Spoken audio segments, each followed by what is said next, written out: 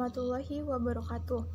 Kami dari kelompok 1 ingin mempresentasikan hasil diskusi dari makalah kami yang beranggotakan 2 orang, yaitu yang pertama saya sendiri, Yoka Triana, dan yang kedua Jimmy Santoso. Kami akan menjelaskan tentang 3 materi, yaitu yang pertama, fungsi dan kedudukan bahasa Indonesia, yang kedua, sejarah bahasa Indonesia, dan yang ketiga, ragam bahasa Indonesia. Yang pertama, fungsi dan kedudukan bahasa Indonesia.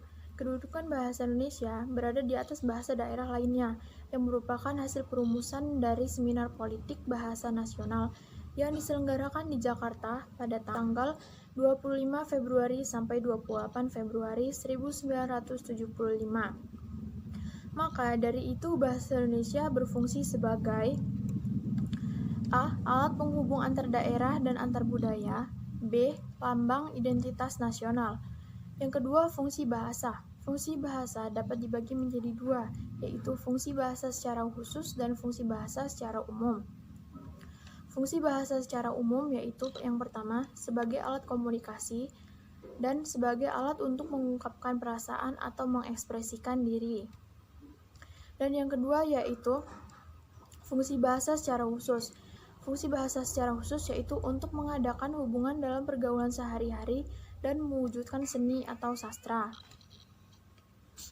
Bahasa yang dipakai untuk mengungkapkan perasaan melalui media seni atau sastra ini yaitu seperti sebuah syair, puisi, prosa, dan lain-lain, ataupun terkadang menggunakan bahasa yang digunakan memiliki makna denotasi atau makna yang tersirat. Dan yang kedua yaitu materi tentang sejarah bahasa Indonesia. Bahasa Indonesia berasal dari bahasa Melayu dan termasuk dalam rumpun bahasa Austronesia. Bahasa Indonesia telah digunakan sebagai lingua franca di Nusantara sejak abad awal penanggalan modern, paling tidak dalam bentuk informalnya. Perkembangan dan pertumbuhan bahasa Melayu tampak semakin jelas dan dalam peninggalan kerajaan Islam, baik berupa tulisan seperti pada batu nisan Minye Tujoh di Aceh yang berangka 1380 Masehi. Awal pula penamaan bahasa Indonesia sebagai jati diri bangsa berawal dari sejak Sumpah Pemuda pada tanggal 28 Oktober 1928 pada Kongres Pemuda II di Jakarta. Kemudian disahkanlah penggunaan bahasa Indonesia sebagai alat pemersatu bangsa. Pemuda Indonesia menancapkan tonggak yang kukuh bagi perjalanan bangsa Indonesia melalui salah satu butir Sumpah Pemuda, yaitu kami putra-putri Indonesia mengaku berbahasa satu, yaitu bahasa Indonesia. Assalamualaikum warahmatullahi wabarakatuh. Di sini saya akan melanjutkan mempresentasikan hasil makalah kelompok 1 yang telah disampaikan oleh saudari kita Yoga Ria. Selanjutnya yang akan saya jelaskan adalah sejarah bahasa Indonesia. Ki Hajar Dewantara menjabarkan bahwa yang dinamakan bahasa Indonesia adalah bahasa Melayu yang sesungguhnya berasal dari Melayu Riau.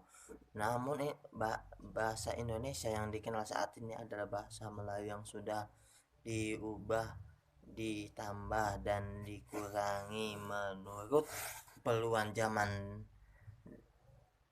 dan alam baru, sehingga bahasa itu mudah dipakai seluruh rakyat Indonesia.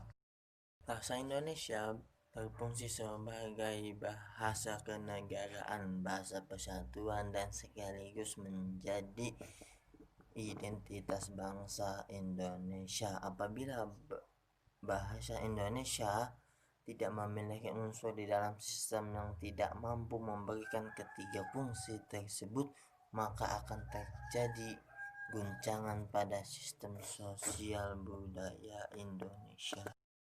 3. Ragam bahasa Indonesia. Ragam bahasa Indonesia menurut Batseman 1990, ragam bahasa adalah variasi menurut bahasa pemakai yang berbeda-beda topik yang dibicarakan menurut hubungan pembicara, lawan bicara, orang yang dibicarakan, serta podium pembicara.